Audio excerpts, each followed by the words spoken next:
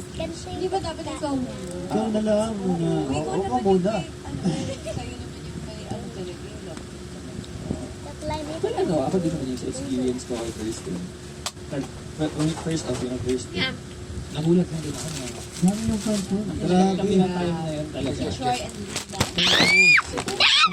Kaya nga, nag-comment ko Ano eh. pero may wifi? Tumatak talaga eh, no? Part ng nandito lang kami. Oo. Oo, ganun. Pero ano, unexpected lang din. And siguro may, ano din talaga, more, yung sa amin ni Kirsten was more of an effort to say thank you to the fans too.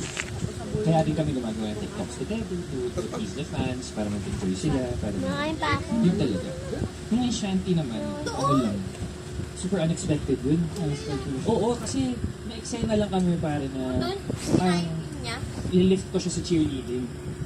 Tapos sabi ni Direk sa akin, lukuhin mo si Shanty, ito nang bahala. Nakakahawa ko sa kilikilo ko pare. So, ginanong ko siya. Ito ka lang ng ganyan, no?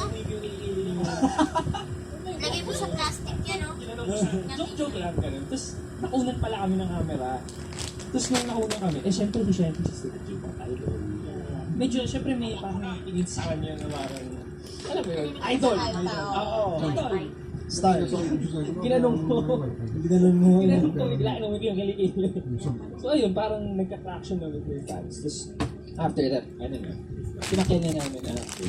Pero totoo naman talaga yung mga clips na we see on like on TikTok na yung pinapost ng Naka Show. Parang talaga yung close na naman ito kami. Tapos it just so happens na, kasi most of the time yung mga interactions na on set is kukunan. Actually, most of the time yung people naman talaga yung naglalagay ng story. Yun, it's just your reactions on set, you're just being friends, you're close.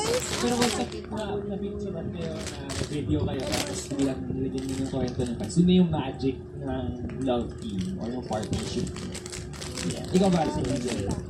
Well, yung sa amin naman kay Jim, yun din, hindi ko rin in-expect. Kasi, akala ko kasi nung sa una sa abot na may, parang, ano lang ako, parang, ako lang yung may gusto sa kanya, ganun.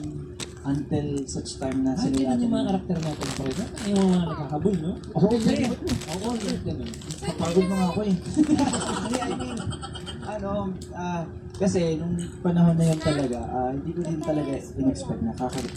Pero po, dito siya malaki. Ang puso nito, parehas lang po.